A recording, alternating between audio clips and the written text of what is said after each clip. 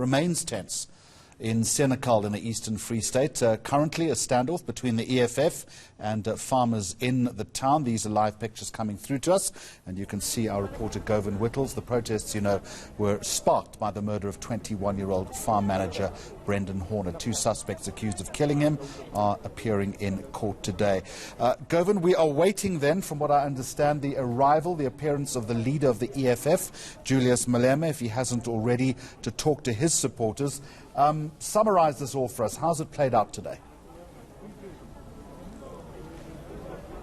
It's been tense, Jeremy. It's been a day of standoffs that seemed they would escalate into full-blown confrontation, and then a retreat strategically by both farmers and the EFF back to their designated zones, and then another build-up, which is currently happening with farmers against or bikers against farm murders approaching the EFF protest just to drive around it before they head back to their AfriForum gathering. But you've caught us in the middle of a lunch break now here at the Magistrates Court in Senekal, and the bail application of the two accused who allegedly murdered Brendan Horner is going ahead. They've taken to the stand, Jeremy. Of course, the order from the magistrate prohibits us from broadcasting the testimony of the two accused, but we will be broadcasting the closing arguments and judgment.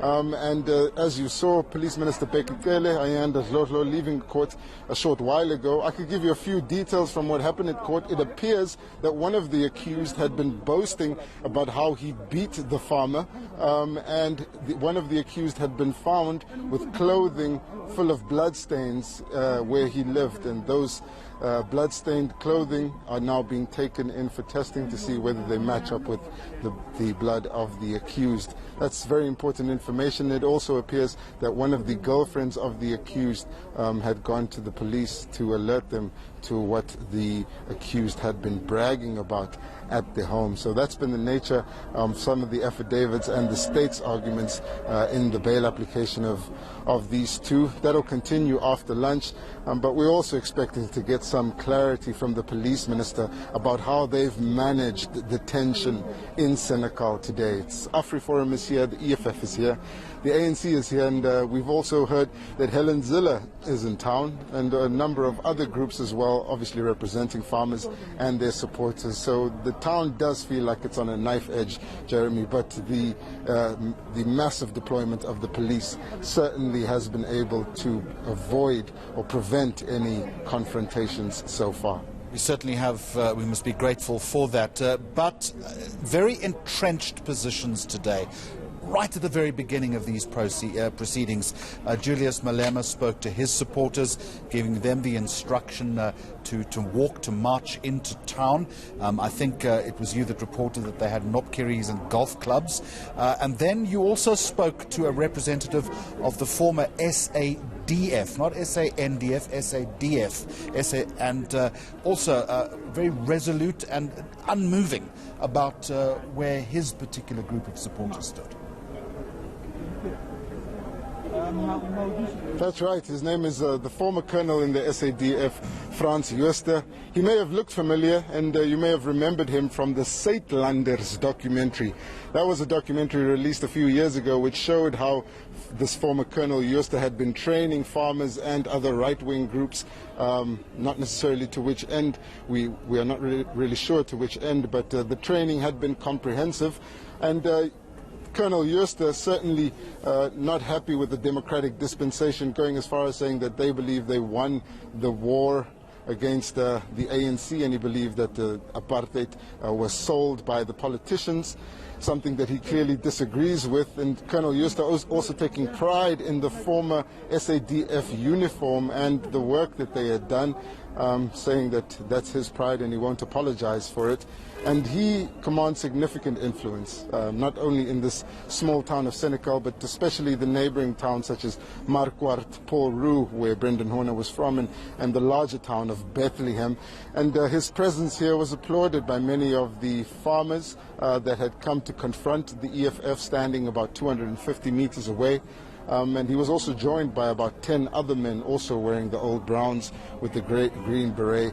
All of this very antagonistic and certainly seemed to get the South Africans that were on the periphery of the protest riled up, and certainly the EFF. At one point, I should also mention that these farmers which had been protesting drove their bikes into the EFF's protest, and some of them were thrown off the bikes. Luckily, that situation didn't escalate because of quick police intervention.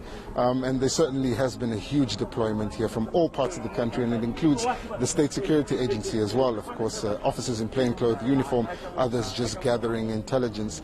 But it does seem that the officials, the law enforcement agencies, are very nervous, Jeremy, and they're trying everything to make sure that it doesn't escalate.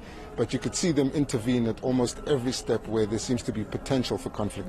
Within the EFF and AfriForum and also the other groups that you have referenced, in your own reporting, has there been evidence of weaponry?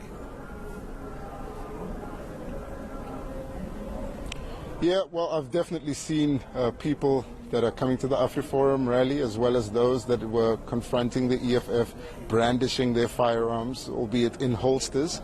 There were also a few sticks, traditional weapons as they were described in the run-up to the Marikana massacre, were being held by the supporters of the EFF, but I haven't seen anyone openly displaying their firearm or pointing it at anyone. But there certainly is a lot of people being antagonized with these weapons. They're being shown for a reason, and they're not being dismissed. I think there's a great awareness among both the farmers and the EFF of what the opposing side has. And at this point, it looks like they're still feeling each other out to see what will happen. But it doesn't seem like they have any intention of using these weapons, Jeremy. All right, Govind Whittles, for the moment, thank you very much indeed. Court proceedings underway again at 2 o'clock. Very hot Senekal in the Eastern Free State. We'll be back live for those closing arguments, but obviously regular crossings throughout the day.